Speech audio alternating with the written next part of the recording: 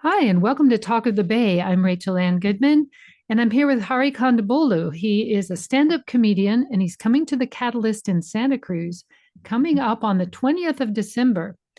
And Hari, welcome to Talk of the Bay. Thank you so much for having me, Rachel. I'm happy to be here. It's great to have you. So, you're a New Yorker. What are the differences between audiences, do you think, in New York and California when you perform your comedy? I mean, it's hard to, I think it varies from city to city. Do you know what I mean? Like, obviously, a San Diego versus a San Francisco audience is very different, right? And you're going to expect more of a progressive crowd in the Bay Area than you would maybe in other parts of the state. And the same thing is true in New York. Like I'm sure New York has a lot more in common with Los Angeles in terms of audience than it would with, you know, parts of upstate New York. So, for me, I kind of I like performing in big cosmopolitan cities or places where there's enough diversity for people to like not feel awkward when discussing race to the same extent, and also where I feel like more jokes will hit, make more Right. So, I sense. don't know if you've ever been to Santa Cruz, but people here don't find anything funny ever. So, I'm I sorry. mean, I think this is my fourth time in Santa Cruz, fourth or Oh, good. fifth, and it's always gone well. It's been fun. I've performed at the college. I performed at Catalyst, where I'm performing on the 20th a few times, and I've always had a really fantastic crowd. I mean, it could change. Well, no, I Maybe. think that's great, and it's true. I was only being slightly facetious there, but one thing's true that we've had a lot of discussions around race here in Santa Cruz. Somebody defaced the Black Lives Matter mural, Oof. and there's a discussion of whether they should just pay a fine or actually have to repaint it. So people are asking what retributive just, you know, what recovering means from something like that, and we also have our first Black supervisor on the supervisors county supervisors for the first time in history. So that's pretty exciting. I mean, I don't know that much about Santa Cruz. I know it's a beach town. I know that it's very progressive minded, generally speaking. Um, I know I've had a great time there and it's always fun, but I really don't know that much about the specifics of the politics, to be perfectly honest. That's okay. Well, we have a big liberal university where there's a lot of social justice classes. Then we have, we still have a retirement population. We still have the old hippies that are now Silicon Valley executives. Right. So we have an interesting mix of people, and the original surfers that lived here before the university came that wish that it would go away, but it's been here, since the '60s. So we have an interesting mix, and yeah, but let's talk about you. Enough about us. You did stand up in New York. That's got to be a great place to cut your teeth in comedy. Tell me about your first gigs, like as you first stepped out on that stage and began developing your act. What were some of the really big hits with the crowd, and what were some things? You always hear about the flops too, and how much of a learning experience that is to do stand up is it's such a brave thing, I think. I mean, the thing with stand up is you need to bomb. Like you don't expect to always, kill it every time you go on stage. Like we're editing live, and that's what makes it such a dynamic and dangerous, I think, um, you know, medium. Like it's not like with a movie or with an essay where you have a limited number of eyes looking at it and editing it, and so when something goes out there, it's been carefully vetted, or even a play for that matter, and other kinds of live performance. With stand up, like you have the things you want to talk about, but you're constantly breaking the fourth wall. You're constantly dealing with an audience that may or may not think what you're doing is art. And it's very narrow. Like the emotion they want is joy and laughter. And that is what they expect. And there are so many, different emotions and experiences people have, but that's the one they want. And that's the one that ultimately you have to get to. And so, it looks so easy on TV, and then all of a sudden you try doing it and you're like, oh, they've been doing this a very long time. Yeah.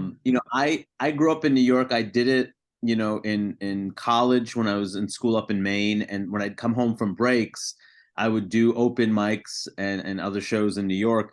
And honestly, it was so brutal and painful. I didn't really pursue it initially. I'm like, I'm not going to do stand up. If this is what stand up is like, I have no interest in doing it because it's not fun anymore.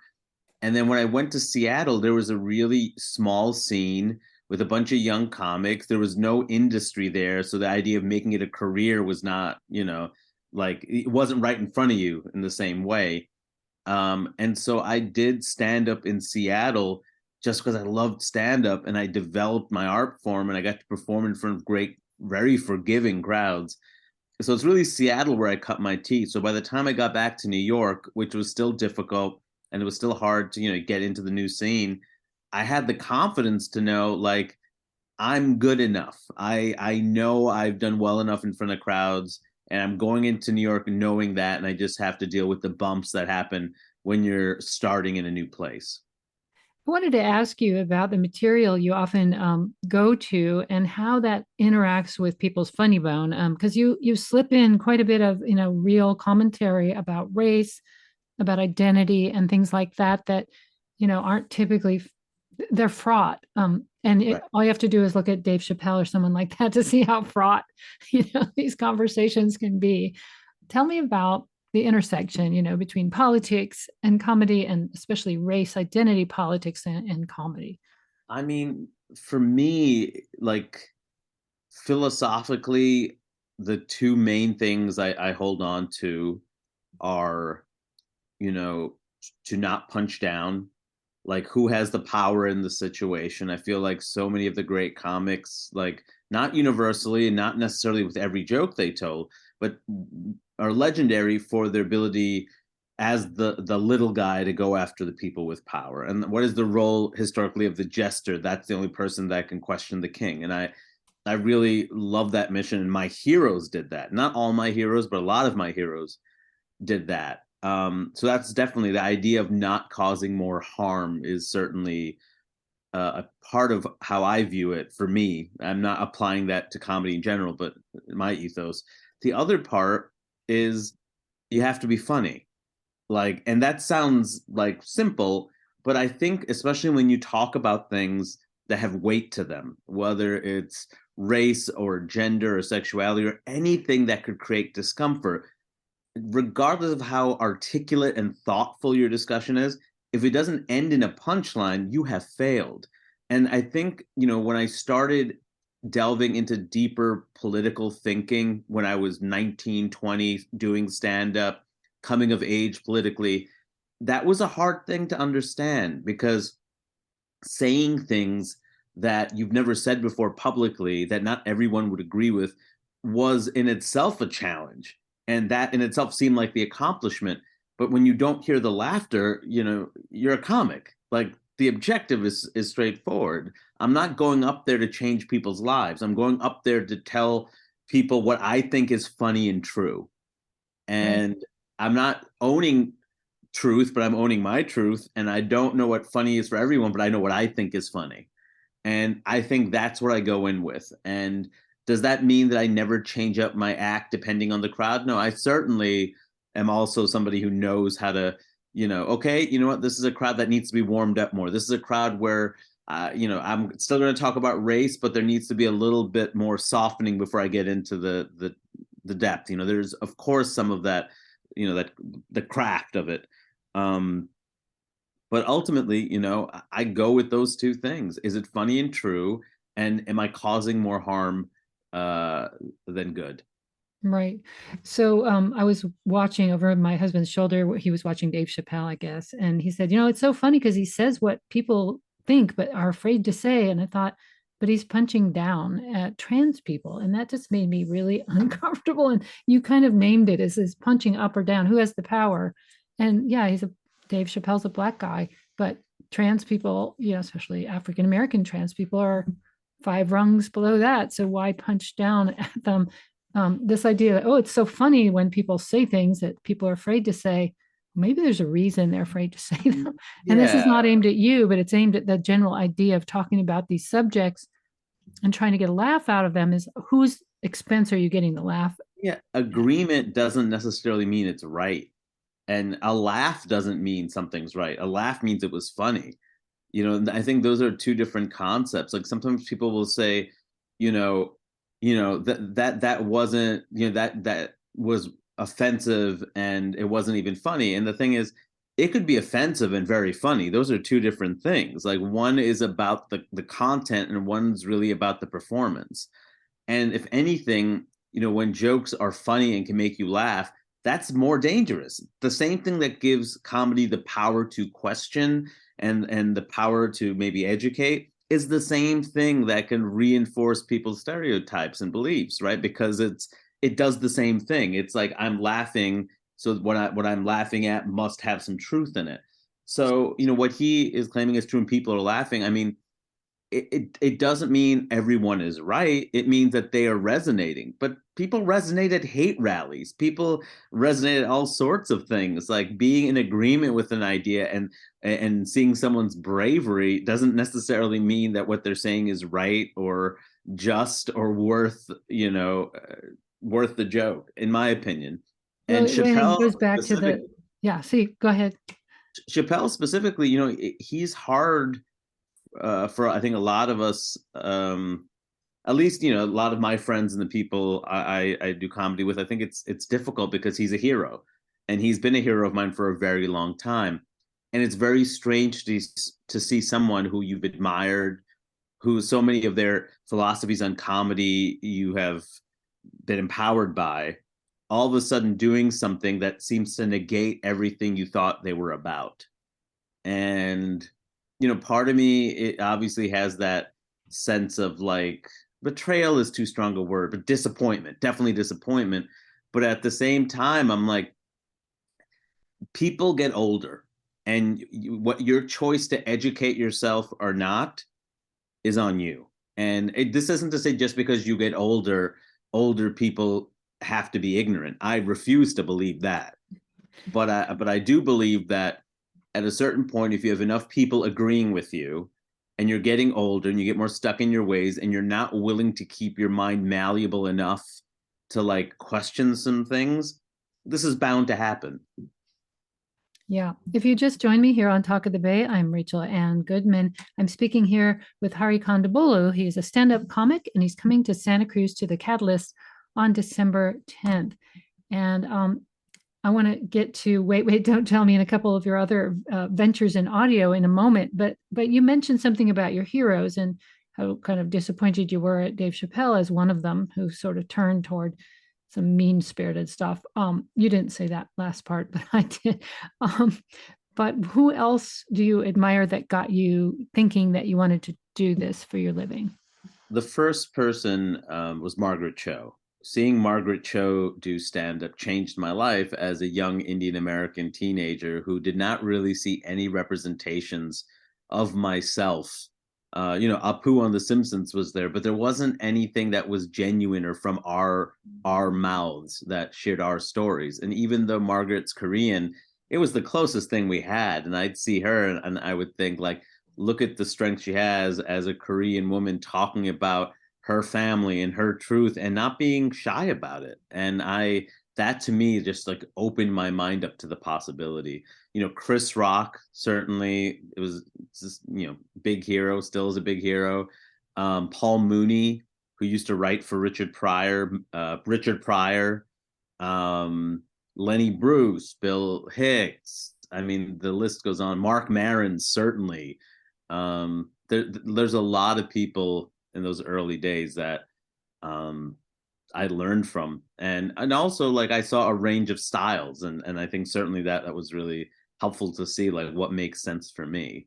But yeah, there's a pretty long list. And it's interesting you mentioned Lenny Bruce because I was going to ask you about him. At the time, he was censored. He was banned from speaking and jailed, I think, for obscenity. Yeah, he was the only one that was really canceled. Right. I mean, that's the thing. Like we talk about cancellation, and it's like, no, the government went after him. That's when you get canceled. The rest of it's just capitalism. Like you can't.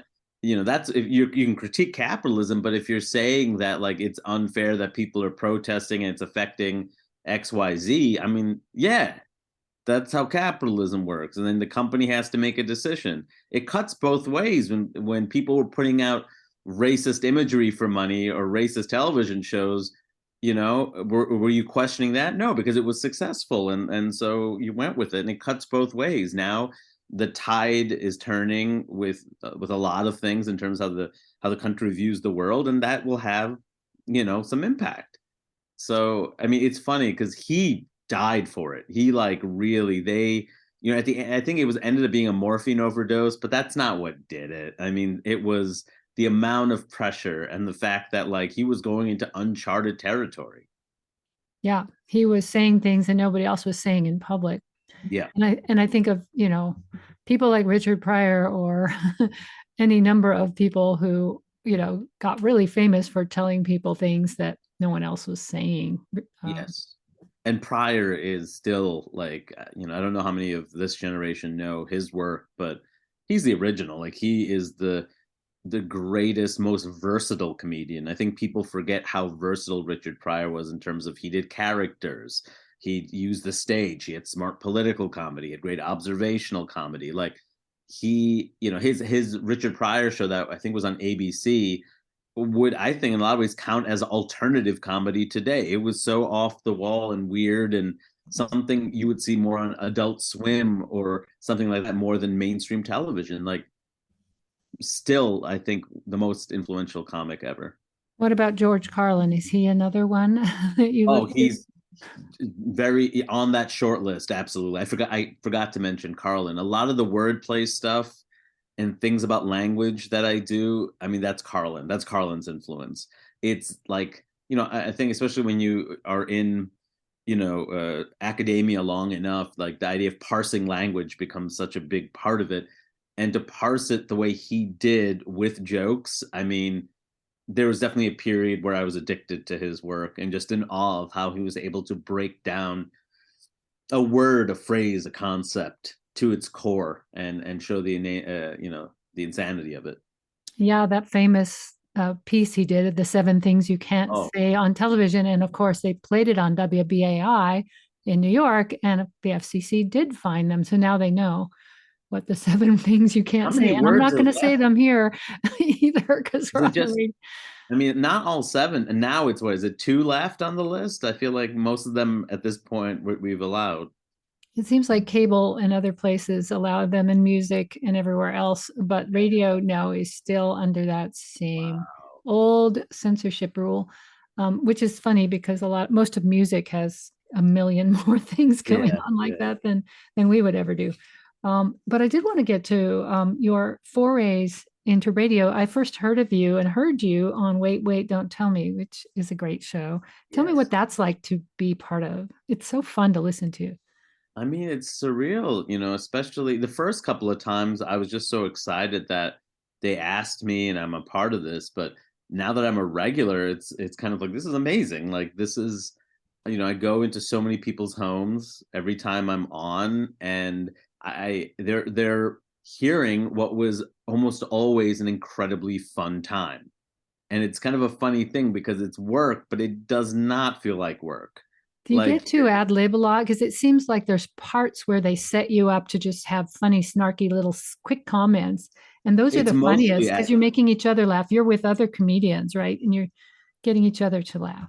it's like 95% ad libbed. Like the only parts that are pre-written are the bluffs, which we get the day of, and we have in a short period of time have to come up with something, and the little bit at the end, the predictions. Everything else, like you're going off the top of your head.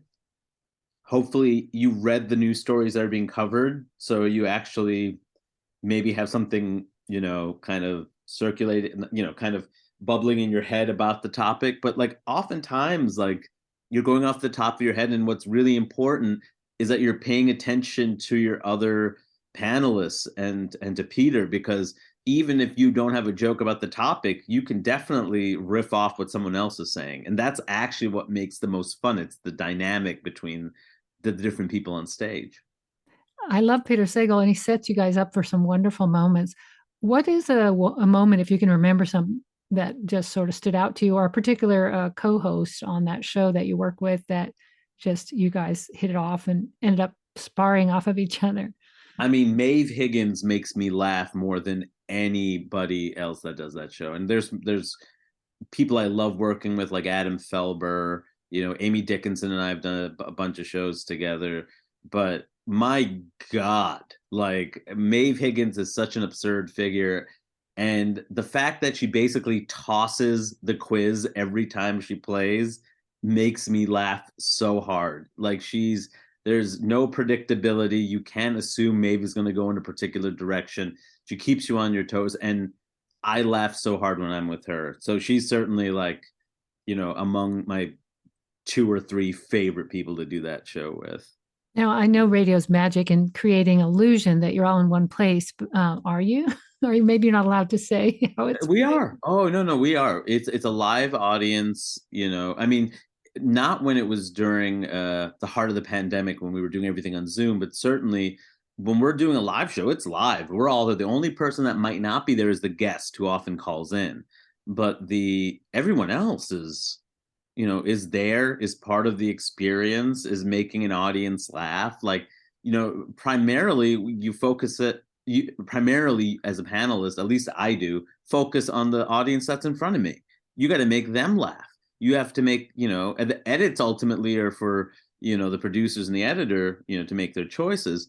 But my, responsibility is to make the people in front of me laugh and to try to create the best show I can with my fellow panelists. So yeah, we're absolutely together. I don't think it would work as well without it. Yeah, for sure. I remember when they were doing it not in front of a live audience and they had canned laughter, and it's like not quite the same. But I did go see it once and it was a lot of fun. It was in a big theater in Chicago, which is where I think they tape it all the time, right? They moved it from the Chase Bank Auditorium, which was fine. It kind of felt like an auditorium for a bank, to the Studebaker, which is an incredible theater that honestly, every time I'm in there, I'm like, this is fitting. This is more fitting for Wait, Wait, Don't Tell Me. This is what a show like this deserves, a show this popular that people want to see live. So, And if you could only hear the chuckles in people's cars, which is where I always laugh out, you would probably multiply your feeling of validity. But again, I work in radio and I don't hear that until after the show or when people write in. It's not instant feedback at all. Isn't that the best public radio compliment? Like, it was so good I couldn't leave my car. I was in the driveway and I had to wait till it was done. Every time I hear something like that, that's the best compliment you can get. That's right. And you're talking to listeners right now on a community radio station in Santa Cruz. And we're only just barely 4 years old. So we are so happy to have you as a guest. It's really exciting. I know a lot of our listeners listen to Wait, Wait and know you from other venues. Now, you also have a podcast. Do you want to talk about that? Yeah, I mean, I don't have an active one right now, but certainly Politically Reactive was a podcast I did with W. Kamau Bell. We've done 3 seasons. The first one around the first 2 around the 2016 election, and the last one right before the Biden election. And, I don't know if and when we'll bring it back, but certainly what I love about that show is you can listen to old episodes and they're fairly evergreen because we're talking about things like the Electoral College and its failures, or just basic, Wait, we haven't fixed that yet? Oh, darn. Right, right. Or Okay. voting rights. And so there's a lot of things that are, gerrymandering. Like there's things that are fairly evergreen. And it's nice to know that our podcast has been used in like high school and college classes because we're able to, bring these points up in a way that's palatable. But it definitely, it's one of those podcasts that even though there is a timeliness to it, there's something that keeps it relevant constantly, which I'm proud of. Yeah, I only wish that gerrymandering and electoral college were not perennial evergreen topics. Who could yeah. say that we solved them and moved on? But yeah, I will have to assign some of those to my college classes, which do deal with a lot of social justice issues. So thanks for letting me know that they are being used in that way. No, absolutely. I mean, it's not something as a comedian you set out for. Like you don't create art with the idea of, oh, the college kids are going to learn a ton from this, But it's been a nice thing in my career where I feel like my stand up, the documentary, The Problem with Apu that I made, my podcasts, particularly with Kamau, have all been used in classroom settings. And, it feels good. It's not the intended purpose. The intended purpose is for an adult audience, and either it's done because you love comedy or you need catharsis. But the idea that like it's actually useful to people is pretty incredible. I think people learn a lot more if they're laughing anyway. And you think of Jon Stewart. And when I first started teaching media studies at community college level, I asked, where do you get your news? And they all used to say Jon Stewart. I'm like, oh, Yeah. okay. So it's not, and then sometimes I'll show a John Oliver clip because he did so much research on the topic, of wealth inequality, or, taxing, tax breaks for the wealthy, or whatever he's talking about. It can really work well in an educational setting, even though, again, I'm sure you or John Oliver, they don't set out to do that at all. But it's much appreciated by teachers because this generation is really looking for a different kind of delivery, an analysis of everyday life that maybe goes beyond the straight talking head. So, I mean, it's funny, but virality is such a big part of what we do in our industry, and certainly when it comes to content that actually is incredibly powerful or educational, when that goes viral, that's huge, because it's not just, oh, that clip did well and it's funny.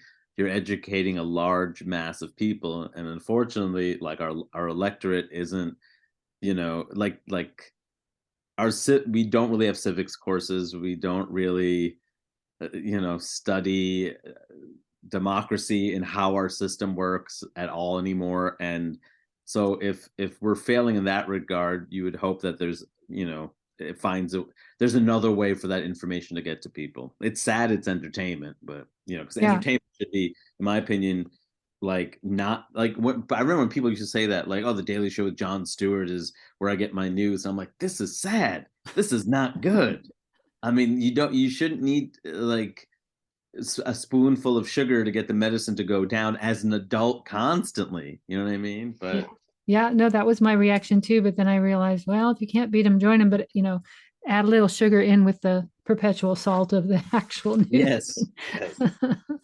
So we're about to the end of our conversation, but I'm looking forward to having you come to Santa Cruz again. And anything you want to say in a little bit of preview, because this will be airing before you come, about anything we can look forward to hearing about, any fun stuff that's new that you're looking forward to talking about.